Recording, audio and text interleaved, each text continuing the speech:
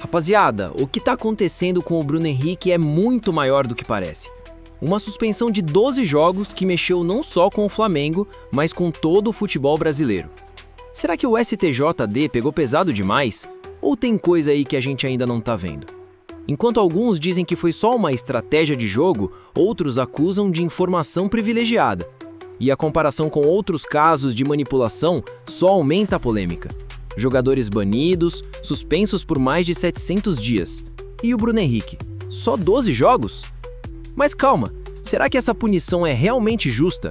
Ou o Flamengo tem razão em dizer que o atleta foi tratado de forma injusta?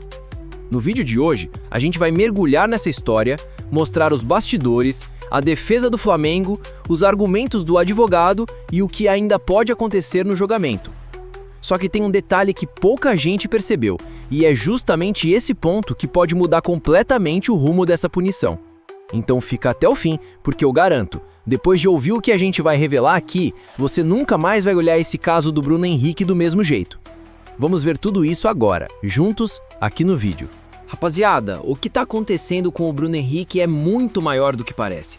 Uma suspensão de 12 jogos que mexeu não só com o Flamengo, mas com todo o futebol brasileiro. Será que o STJD pegou pesado demais? Ou tem coisa aí que a gente ainda não está vendo? Enquanto alguns dizem que foi só uma estratégia de jogo, outros acusam de informação privilegiada. E a comparação com outros casos de manipulação só aumenta a polêmica. Jogadores... Para a situação do Bruno Henrique, já retoma o assunto seleção. Ótimo. Na sexta-feira, aqui o programa se debruçou, mergulhou, debateu a punição imposta em primeira instância pelo STJD ao Bruno Henrique, suspenso por 12 jogos. Essa foi a primeira decisão do tribunal. O Flamengo tenta reverter. E eu acho que ninguém melhor do que o advogado do Flamengo, nesse momento, para explicar do ponto de vista do clube, do atleta, por que entendeu que a punição foi inadequada, já que o Flamengo está recorrendo. Muita gente olhou, por exemplo, comparou o Bruno Henrique. A gente exibiu aqui a lista de jogadores já punidos por manipulação esportiva no Brasil. Tem gente que foi banida, a gente pegou 720 dias, a gente pegou 1 ano, o Bruno Henrique pegou 12 jogos. Então, antes de mais nada, eu quero dar as boas-vindas, agradecer ao Michel Assef, advogado do Flamengo, pela gentileza de nos atender e tenho certeza que vai ser muito importante para que você possa tirar várias dúvidas sobre a situação do Bruno Henrique. Doutor, muito obrigado por nos atender. Bem-vindo ao Seleção. Muito obrigado, eu que agradeço. Boa tarde a todos aí da mesa. Querido amigo Júnior aí também, um prazer revê-lo. Não vai parecer que que é o pai do Michelzinho aí que o antecedeu. Na função. Perfeito. Mas doutor, vamos lá. Eu tenho ouvido muito uma repercussão de que a pena teria sido branda, né? E aí eu fico muito curioso com isso, porque o fato em si que aconteceu com o Bruno Henrique não guarda qualquer relação com os temas que já foram julgados pelo STJD antes. Então, estão querendo fazer uma comparação de que essa pena do Bruno Henrique teria sido muito mais branda do que os outros temas. E é completamente diferente. Só para eu te explicar, acho que se eu contar exatamente como é que foi o fato do Bruno Henrique, a gente comparar com o dispositivo do CBJD, fica muito claro que ele não deveria nem ter sido punido no artigo 243A. Então, o que aconteceu? O que se pretende na realidade, evitar é uma fraude dentro do jogo, né? É por isso que as punições mais severas elas vêm punir uma fraude ao jogo, algo artificial que não estava planejado, ou seja, alguma combinação fora do jogo para que dentro do jogo algo artificial aconteça, ou seja, com isso você está fraudando o jogo, você está deixando que o jogo seja natural, né? E nos outros temas aconteceu exatamente isso, ou seja, pessoas foram abordadas, atletas combinando determinadas jogadas dentro do campo, exatamente para se favorecerem fora do campo. Isso não aconteceu com o Bruno Henrique. O Bruno Henrique ele já planejava tomar o terceiro cartão amarelo. O terceiro cartão amarelo não é atitude antiética, não é atitude antidesportiva. E a própria Justiça Desportiva já se debruçou desde 2011 sobre esse tema. Então faz parte do jogo, faz parte da estratégia do jogo. Portanto, não houve nada artificial dentro do campo do que estava planejado. Então, quando muito, o que aconteceu foi uma informação privilegiada. Então, portanto, olha o que diz o artigo do CBJD, onde ele foi punido. Atuar de forma contrária à ética desportiva com o fim de influenciar o resultado de partida, prova ou equivalente. Isso não aconteceu. Ou seja, não é uma atitude contrária à ética desportiva, porque o terceiro cartão é permitido, e ele não pretendia influenciar o resultado da partida. Ele queria tomar um terceiro cartão para ficar fora do jogo contra o Fortaleza e poder jogar contra o Palmeiras. Então, o que ia acontecer se ele não levasse aquele terceiro cartão ali, o Flamengo já ia deixar ele de fora contra o Fortaleza para não correr o risco dele levar um terceiro cartão exatamente no jogo contra o Fortaleza.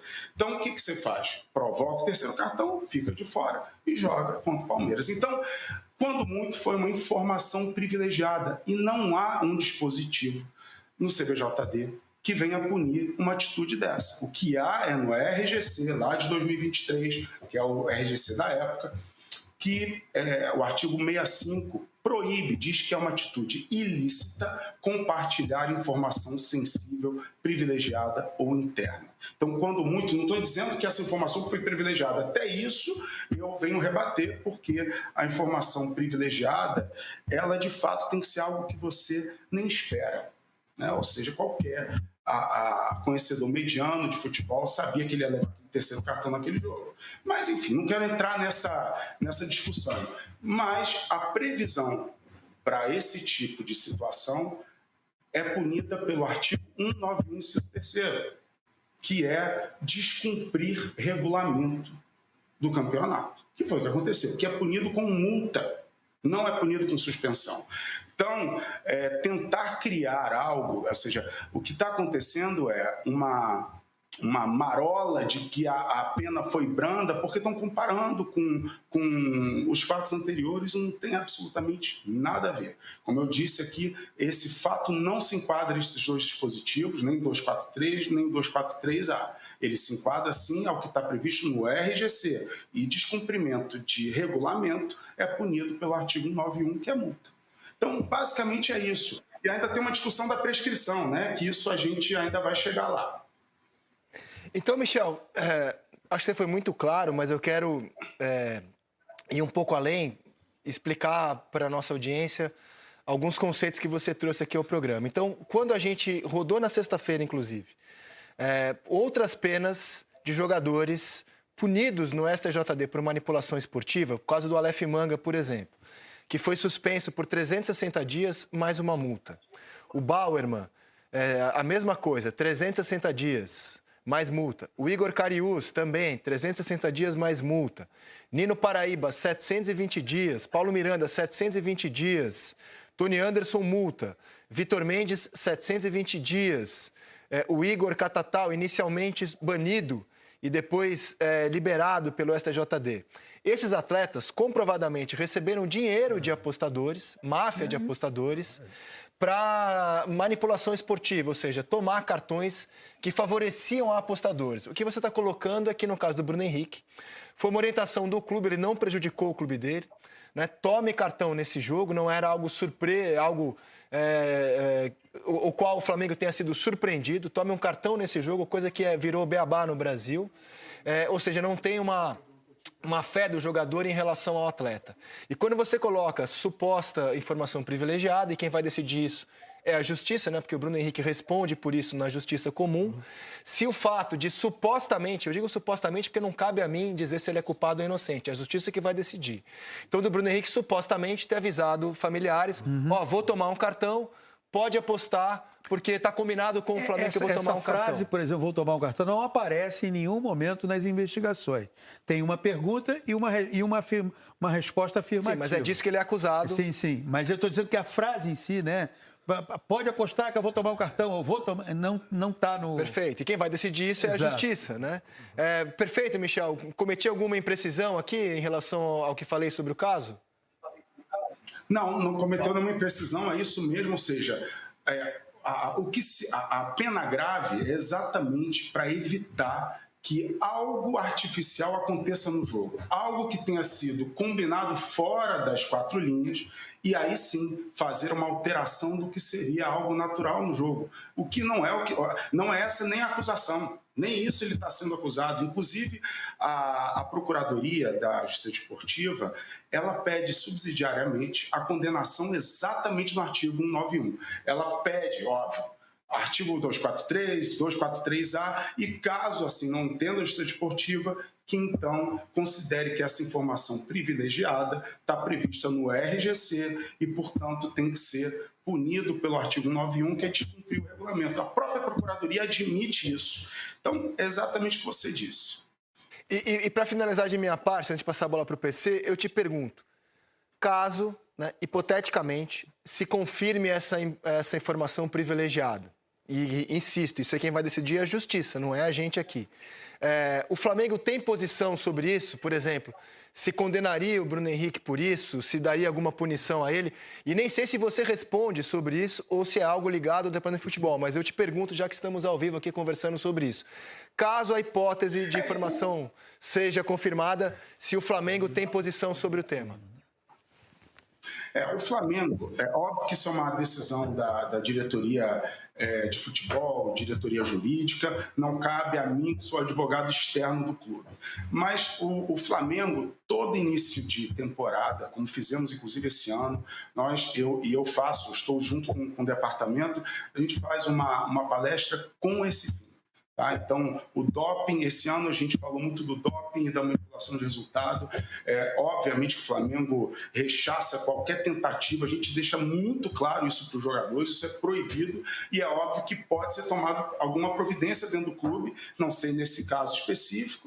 O Flamengo, como disse, fez questão de estar na defesa do Bruno Henrique porque entendeu a situação. Tá? Entendeu que, na verdade, aquilo ali era algo esperado e que, portanto, o terceiro cartão que eu digo, né, era algo que o Flamengo mesmo esperava, ou seja, a acusação estava passando do limite e precisava que o Flamengo desse as mãos a ele nesse tempo.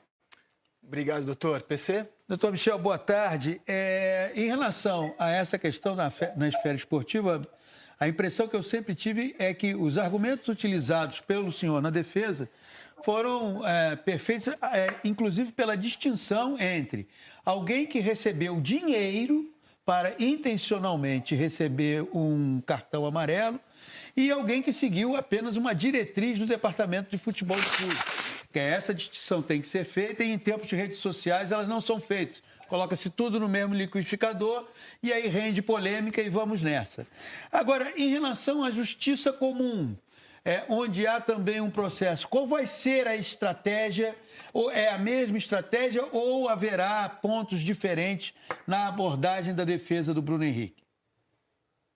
PC, na realidade, quem cuida do caso na Justiça Comum é outro advogado, né? É uma outra banca de advogados, então eu não posso falar exatamente pela defesa pessoal dele no âmbito da Justiça Comum. Mas é óbvio que o que vai se... o que tem que ficar muito claro é trazer a realidade dos fatos e não tentar criar algo distinto do que de fato aconteceu. O que aconteceu aqui e que está sendo narrado, inclusive dentro do relatório do delegado de polícia, que ele fala, no relatório dele ele fala 14 vezes informação privilegiada. Ou seja, o que aconteceu, segundo ele, segundo as investigações, foi uma informação privilegiada. No âmbito desportivo, a informação privilegiada, ela não tem previsão legal de suspensão específica, portanto, é um descumprimento de regulamento e deve ser aplicado o artigo 191, quando muito. Tá? E na Justiça Comum, eu acho que é muito importante que esse fato é que seja julgado, né? Ou seja, houve ou não houve uma informação privilegiada e não uma manipulação de resultado. Tá? Então, essa é a diferença dos outros fatos. Manipulação de resultado é quando você traz algo artificial para dentro do jogo e com o fim de favorecer a si ou ao terceiro. E que não foi o caso aqui, ele não está sendo acusado disso. Doutor Michel, depois da divulgação da... Olha só, quando a gente fala em 12 jogos de suspensão para o Bruno Henrique, a primeira coisa que vem na cabeça é: será que isso foi justo mesmo? Porque Se a gente olhar para outros casos julgados pelo STJD, a diferença é gritante. Teve jogador punido com 360 dias, 720 dias, até banimento definitivo por manipulação de resultado. E aí, no caso do Bruno Henrique, a pena é completamente diferente. E é aí que mora a polêmica. O que aconteceu com o Bruno Henrique foi estratégia de jogo ou foi mesmo uma conduta irregular? O advogado do Flamengo bateu firme. Disse que não houve fraude, não houve manipulação, não teve apostas, não teve dinheiro rolando. Foi uma decisão estratégica do clube. E qualquer torcedor mediano já sabia que ele ia forçar aquele cartão. Só que a Justiça Desportiva não pensa assim. Eles enquadraram o Bruno Henrique num artigo pesado, que fala de conduta antidesportiva e até de influência no resultado. Mas espera aí, ele queria influenciar o resultado? Ou só queria jogar contra o Palmeiras e não contra o Fortaleza? E tem mais. Dentro do próprio processo, a Procuradoria admite que, quando muito, foi descumprimento de regulamento. Ou seja, algo que daria multa, não suspensão. Será que o STJD está dando um recado, tentando mostrar força no meio de tantos escândalos recentes de manipulação? Ou será que o Bruno Henrique realmente foi colocado no mesmo balaio de jogadores que receberam dinheiro de apostadores? Essa história ainda vai render muito e pode mudar os rumos do Flamengo na temporada. Afinal, perder o Bruno Henrique por 12 jogos não é pouca coisa. Mas a pergunta que fica é: será que essa pena vai cair? Ou será que o Mengão vai ter que se virar sem um dos seus principais jogadores? E aí, você acha que o STJD pegou pesado demais com o Bruno Henrique ou a punição foi justa? Comenta aqui embaixo sua opinião, porque eu vou ler os comentários e responder os melhores. Já deixa seu like para fortalecer, se inscreve no canal e ativa o sininho, porque nos próximos vídeos a gente vai trazer novidades exclusivas direto dos bastidores do Flamengo e do STJD.